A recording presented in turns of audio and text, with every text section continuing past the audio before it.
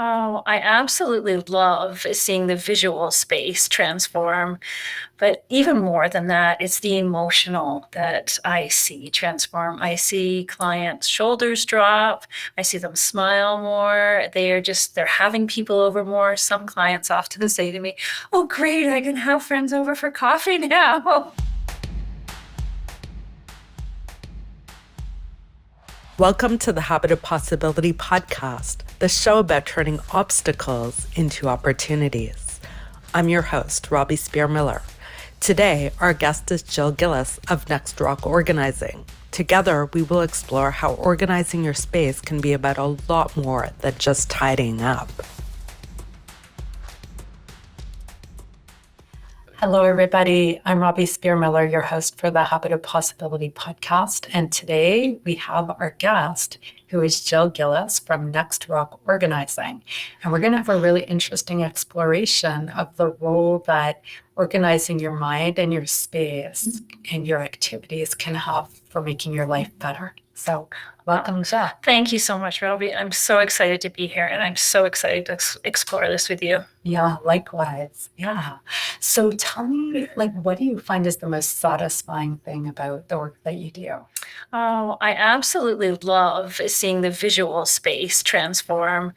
But even more than that, it's the emotional that I see transform. I see clients' shoulders drop.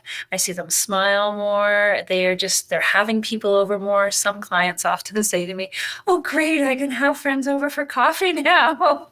So it really is transformative in all aspects. Yeah. And you help people with organizing their home or getting ready for a move.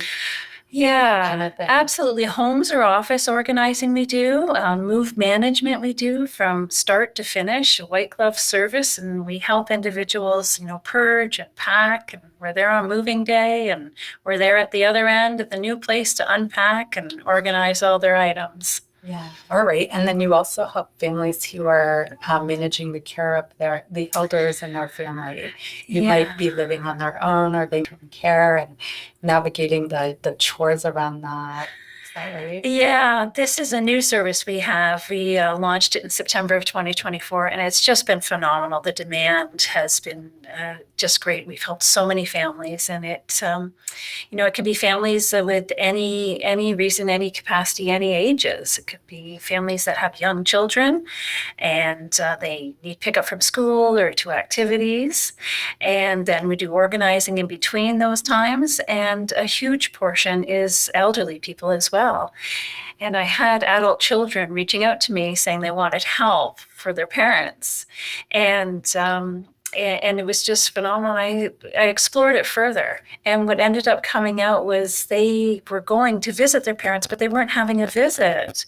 They were having to do these to-do lists, and the to-do lists weren't getting done fully, and they weren't having a quality visit to enjoy their parents and their family members. So that's where we come in, and we address that. Yeah, well, I totally get that because I have had parents who've needed a lot of help for the past 8 years.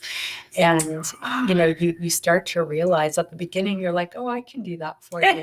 And then it builds and builds and builds. And you realize that you're going there just to do tasks. You're not really spending quality time together. And what you really have is time. So having help from a service like yours can help people shift the quality of their relationships, have experiences they might not be able to have, or be freed up to do the other things they need to do, whether it's running a business or a busy career or spending. You're bang on, Robbie. Absolutely. Time is the key.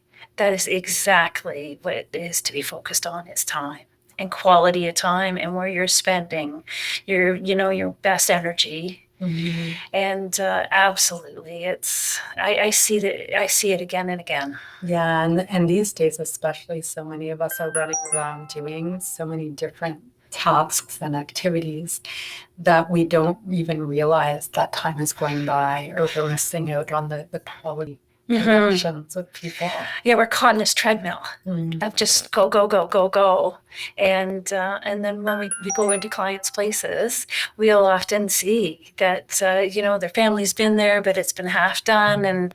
And then when they call Next Rock Organizing, they're trying to fill this need, but they're not sure if there's a service for it or how to do it. Or so then when we explain what we can do, we take a whole load off their plate. And the response and feedback we've gotten is just phenomenal. It is they feel so much lighter, but they feel like they have their mom or their dad or their sister or brother back as a relationship instead of a to-do. Yeah, yeah. So when we were talking earlier, you told me that story about helping the client get ready to downsize. If you could share that story, that would be great, because I think it's a great way to illustrate what really matters in life. Yeah, and I'm glad you brought that up again from our previous conversation, because absolutely, I was helping this individual pack up, and they were relocating and downsizing, and had several generations of china sets. So many memories were in this house. And it was an interesting process we were going through, and the client was wonderful. She was amazing, making great decisions. This goes, this goes. And all of a sudden, we got to this one piece in the china cabinet, and she said, "Nope, that stays."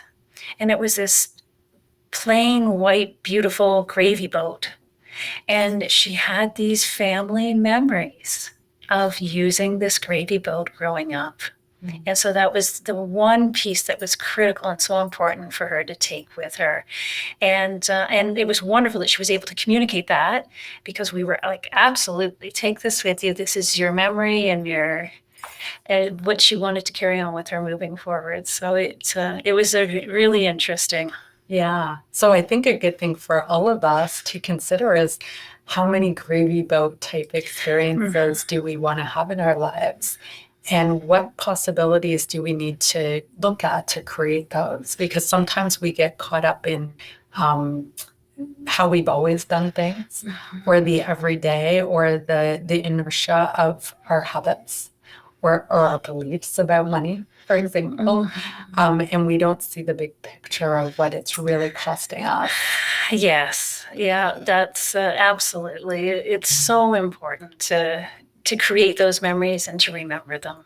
Yeah.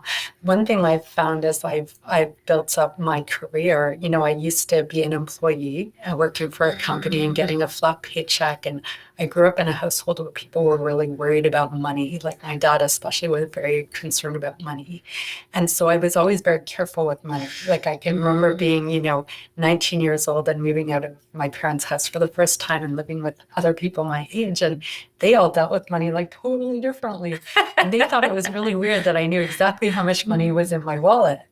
And then when I met my now husband, when we were dating, it was interesting because he looked at money totally differently from me. He saw the world was full of possibilities. It was like this big playground for him.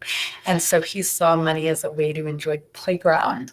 But I had been looking at money more as like, I had to look at things in terms of, can I afford it, or how much is it, or can I save money, instead of designing my life. So that experience made me see things very differently. And as a business owner, you also start to see money very differently, because you invest money in certain things so that you can have other things happen. Right. And we can do that in our personal lives as well. Yeah, that's so true in business, investing to get ahead. And it takes time to get ahead, but making that initial investment is critical to achieving that goal. Yeah. So I think if we're looking at possibilities, for people to look at how they want to design their life and then find a way to have the money to do it, right? To create a source of income or a way to be able to do that. And one of the questions that really helped me change so many things in my life when I started to learn hypnosis, which is what I teach people, was that I shifted from why can't I, right? So why can't I have enough time to get everything done? Right? Why can't I spend more time doing this or that? When I shifted the question to how can I, it really changed things, because then I started to look for possibilities or opportunities to do things. Yep. And so when people come for training here, we help people clear up the mind clutter, the things that they've been storing. Maybe it's experiences from decades ago or habits they developed around them from a long time ago that aren't even relevant anymore, but they're still doing them because their subconscious mind is in that habit of doing them. And so people come here to have those discoveries in their minds, and you're doing it in people's physical spaces or with the tasks that they need to complete. Absolutely. It is in their physical space and it is in their house. It is in their office and it's a very intimate personal space. Mm-hmm. And I can definitely see the connection transforming over to the hypnosis. And speaking of the hypnosis, like, are there certain individuals that are more receptive or more willing to absorb or be open to the process? Well, we do screen all of our clients and students, and we do that because we want to see that they can respond well enough to benefit from what we teach here. Having said that, hypnosis is actually a natural ability we all have from birth. It's just a human ability, and we can use it in various ways. So here we teach people how to use it skillfully, because if we don't understand how to use our minds and our bodies in a useful way, hypnotically, then our past experiences in the world around us will be the ones deciding what our hypnotic trance is. Well, and that's very key too, because I can imagine so many individuals' childhood experiences and when they were younger come to play later on. That's right. Yeah, because what happens is that our subconscious mind's job is to protect us from danger. So when we have an experience in life, we're choosing a way to cope with a stress or a challenge. It could be a real stress or challenge, it could be an imagined one, but either way, we're finding a way to cope. And because we survive, our subconscious mind believes it was a good choice and we'll keep doing it. And then it becomes a habit because we've done it over and over. And so our subconscious will hold on to it for dear life, literally, because it thinks that it's helping us survive. So often with the work we do, we help people release themselves from those old ways of doing things and maybe the fears that went along with them and have a new view of life. And then we'll teach them new ways, new hypnotic trances. How exciting. Yeah. It's like an onion peeling away each layer. And yeah. Well, I'll tell you that my motivation to learn this, a lot of it came from that at the time I started learning this, which was probably about 25 years ago now. I didn't have kids yet. My older son now is 20. So this was 5 years before I had kids. But I knew I wanted to have kids. And I knew that there were things that I had learned from my parents or things that the ways I was coping with life that weren't very useful. And I didn't want my kids I wanted to be in a better space to help my kids grow up in a more resourceful way. Mm-hmm. And so the work we do here helps people kind of, fill in the gaps that were there or heal things up that they need to heal up to be freed up to calmly and confidently have new choices. That is wonderful. So explain to me about the hypnosis sessions. Like, is it a one and done? Is it a 6-month process? Yeah. Is it individual? Well, we do individual and group processes, and we do a free initial consultation or screening. And at that time, we see what people need. We see if it's a good fit for them. Mm-hmm. We look for many different things in that consultation to see if it's a good fit. And if it is, we design a program for the person. So we do a lot of group classes here, and group classes are great because you learn a ton from watching the other people. Mm-hmm. Sometimes you might see your pattern in another person, and it's easier to grow through it because you see it outside of you. It's so true. Personal. Yeah. And other times we learn a lot about the other people in our lives because we see examples of them in the other people in the room. And we learn a lot about people in general. So many, many people come here for group training classes. And then we do custom one-on-one programs as well. So it's personal preference. We help business owners build their businesses. There's a mindset for business. And I know I grew up in a family of medical medical doctors who are not business people at all. And so when I was wanting to build a career doing this, it was a very foreign thing to imagine myself as a business person. I would see people who were successful in business, and it was kind of mysterious, right? And they were confident at doing their thing. So I really needed to build a bridge to being able to be a business owner. So I started to seek out people who could teach me that. And I mentor many business owners to help them handle business in a way that works better. Absolutely. I know we've crossed paths at the Burlington Chamber of Commerce, and there's been definitely some individuals there that have used your services, and they've spoken very highly of you. Yeah. So if you look at, like, if we're in certain routines or hypnotic trances, we're only going to look at the world through its muscles, right? So when I was 19 and I was looking at the dollars and cents in my wallet and making every decision based on that, and my priority was to not spend money or to save money, right? Or be really careful about what I spent money on. I was missing the fact that money is a way to have choices. And so I needed to have that shift. And if we look at that as just one example, when you're a business owner, an entrepreneur, there's so many shifts that need to happen in our perceptions and our decision-making strategies and our human connections with communication that make it possible for us to be a successful business owner. So that's why hypnosis works so well, because I mean, there's tons of books out there, tons of stuff online. There's no shortage of information. The thing that's missing is the ability to integrate that into your life and to embrace that. You know, I can totally understand that, integrate it and embrace it in your life, because it's very similar to what we do with Next Work Organizing. We go into clients' houses and offices, and it's like I say, it's not only the physical space, and we can transform it, we can organize it, but it's got to be a system that works for that individual to maintain. And they've got to understand the process, and they've got to be willing and open. Right. And receptive to it, to want to change. Right. Otherwise, you'll organize it beautifully, and a month later, it'll be back the way it was. Yeah. So there's a shift in how they're interacting with life that goes along with, for sure, the physical organization. For sure. And we actually, when we say a shift with how they organize life, we see that they get more involved in things, whether it's in their house, outside of their house, with their family more. Like the peace is just so it's so evident, and it's the energy. You can feel the energy and the environment change. Yeah. So you're giving them evidence that it's totally worth it to live this way. And then they want to do it more because they're like, yeah, this is great. That's right. This is what I want. But sometimes if we haven't gotten there yet, we don't know what's possible, or we don't believe in it. A good example with the work that I do is a lot of people come to hypnosis for weight loss, and many of them have been struggling for years. They've been on all kinds of diets, right? They lose the weight, they gain it back plus some. Typically that's what happens. And it's not a lack of knowledge. They know what to do. So we're helping them change the way they're interacting with life so that it's possible to lose the weight and maintain it as a lifestyle.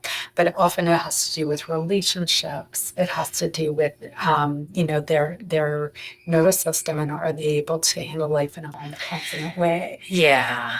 It has to do with, like, so many different categories in their life. And when they take care of those other areas, it's so much easier to lose and maintain the weight loss. Yeah, once you get momentum, but getting the momentum and reaching out is a really hard point for some individuals. And I'm sure the same with yourself, individuals calling you or reaching out to you for the first time, inquiring about your services. But sometimes there's embarrassment, there's shame, there's a whole bunch of other emotions that can come into play as well. And it's guiding them through that even initial conversation, and explaining the process and how we do it, and answering their questions, and then seeing their physical space for a consultation, and laying out a plan of how to move forward. So share some experiences of yourself as well when people first reach out to you. Yeah, well, what's interesting is a lot of times people think they're the only one in the whole world world that's struggling with whatever they're struggling Yes. with. And we've got these really big, thick binders full of client stories where they're sharing the results they had from coming here. And we have this whole wall full of examples. And so one of the very common reactions we get is people say, wow, I'm not the only one. Wow, Absolutely. lots of people are going through this. And then they see evidence that these other people have changed it. So it helps them believe that the change is possible. Because sometimes people just adapt and they think, oh, this is just the way I am. Yep. Right. Or I don't know how to change it, or it's not possible. Or there's not services or individuals or help out there. Yes. They think they're on their own. Mm-hmm. Yes. Yeah. And a ton of people aren't used to asking for help. I've trained a lot of people who, growing up, they were pretty much on their own. Like they raised themselves, not necessarily literally, but emotionally, they raised themselves. And so they're used to just having to rely on themselves. So being relying on somebody else can feel vulnerable or foreign, Yes. right? Or maybe it just doesn't even occur to them because they've always had to be around. Yeah. I often get the question during our consultations, is this the worst you've seen? Yes. You know, Yeah. like, is this the messiest, or have you seen worse? Or, Yeah. you know, and I'm sure that's a sense of pride too. But Yeah. we handle it all, and our objective, every project is different, every individual is different, every space is different, but the objective is often the same, is freeing up the mind. Yeah, and self-acceptance too, because you know, I remember when my kids were little, there's no way the house was going to be neat and tidy and organized, right? Totally not possible. And we for a period of time we had this nanny who was from she's from Peru, and in South American countries, people who are at least middle class can afford to hire help. And so they're used to having everything be perfectly neat and tidy and just so. And so she was upset that our house was messy, and she felt pressure to keep it neat and tidy, but there was just too much work to do. And I said to her, it's totally okay. I don't care that it's messy, right? That's just the way it is here in Canada when people have little kids. And it was really hard for her to accept that because she took so much pride in her house looking a certain way. Yes. And I think a lot of parents go through that. Yeah, it's, you know, magazine worthy or TV show worthy when you have a young family is very different. So your standards do have to be realistic, absolutely. And we can still create a process, but knowing that you have a young family or whatever the situation is we work with that, absolutely. Yeah. Yeah. And, you know, I know some people who just make decisions like, I am never folding laundry again. Yep. And they just pull the laundry out of the clean laundry basket because they realize that they don't want to spend their life folding laundry. They want to spend it doing other things. And that's, you know, a great segue into the concierge service again that we offer is, you know, in between doing what we need to do with the family, whether it's a senior family playing cribbage with them for a few hours or helping drive the young kids to different activities or the teenagers to activities who are not driving independently yet. We do like quick maintenance organizing, exactly like that. Mhm. So Yeah. so there's definitely help out there. Yeah. All right. And is there anything else you want to share with us about your insights about this theme or your services? Well, we are just so excited to be able to help individuals and families and see the families transform. That's our biggest joy and our biggest pride, and that's why we've started this business. Is there was such a need, and I was noticing there was just such a need in my local area, and individuals were asking me, or neighbors were asking me, "No, can you come help me with this?" I said, "Of course I can." Yeah. And then all of a sudden, I realized, wait a minute. There's a huge need for this service. There's a huge need for, you know, professional home organizing and in your offices as well, and helping families just maintain a calmer life and a more comfortable life. And again, to our theme of time, giving them the time to do what they are passionate about and what they feel is valuable to them. Mm-hmm. So taking off some of these, you know, their to-do lists. Yeah. And I think, you know, in past generations, there was more community support in our lives. So we had more extended families, or we had kids being raised by a group of people, like the saying, it takes a village. Yeah. And now people are more isolated. And so we don't appreciate the amount of work that needs to happen. So I think our society hasn't quite found a system that is realistic. And so people think there's something wrong with them because they can't get it all done. Instead of It's so true. And some of our families are families that travel a lot, whether it's for business, whether it's for personal, or whether it's with their kids' sports. Yeah. And they're just not there enough to have the house functioning the way they want it to make it smooth. So when they are home, they can enjoy it. Yeah. So Yeah, that's great. Well, I think that the high level theme of this is really I think the useful place for people is to look at their life as full of choices and possibilities. Yes. And to take an active role in creating your life instead of just reacting to what you happen to have or the ways that you've been reacting to life up till now. Yes. So I found it helpful to notice people who function very differently from me, and including people who have more of what I would like to have. Because when you notice how they look at life or how they make their choices, you can learn from that. There's wisdom in that. Absolutely. You're right. Full of choices. Sky is the limit. Have your vision and go for it. Yeah. Yeah. And so you're modeling for people what that looks like from a home point of view or a chores point of view. Yeah. And we do that here from whatever you want to accomplish in your life point of view. It could be relationships or, changing your habits like weight loss or stop smoking or managing stress, right? A lot of people are really stressed because they feel like if they do something not the way it's expected, they think they're not worthy. Like the nanny I mentioned, Yeah. It was a huge thing for her. Yeah. That the house could be messy. It was like the pride she took in whatever her version of was doing a good job made it very stressful for her that the house was like that. Ultimately, I had to fire her. Yeah, it was that bad. Right? But I think it's very fascinating to see where people get hung up on things it just doesn't have to be that way. Well, you have helped so many individuals. I saw your wall of fame as I walked in and I recognized several faces, and you have helped people in so many different capacities, and congratulations to you. Yeah, well, likewise. You're Thank also you. helping people in important ways. Thank you so much. I so appreciate you having me here today, Robbie. Yeah, thanks for coming. Tell people how they can reach you.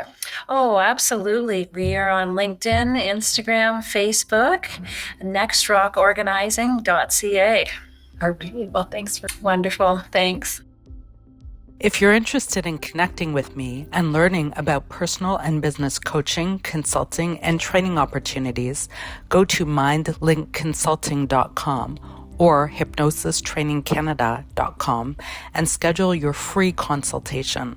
Let us know what you think of the show. Reach out to us at mindlinkconsulting.com. And if you like this show, please rate and review us so other people can find us too. Thanks so much for tuning in. I'm Robbie Spier Miller, the host of the Habit of Possibility podcast. Tune in next time to learn more about how you can turn obstacles into opportunities and make the most of your life and career.